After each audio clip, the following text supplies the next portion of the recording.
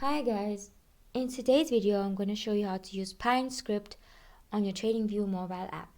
Currently I'm on my phone's web browser on the TradingView platform. I'm going to click on the three arrows at the top left, go to more, click on Pine editor. When I have this page popped up, I'm going to delete the contents currently on the page. And once I do that,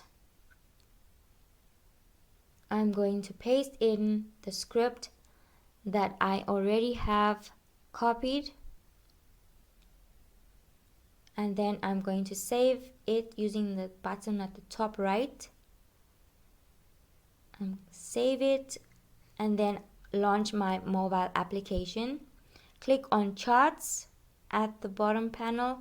Above that, click this plus icon, then click indicators, and my script will be under this tab thereafter.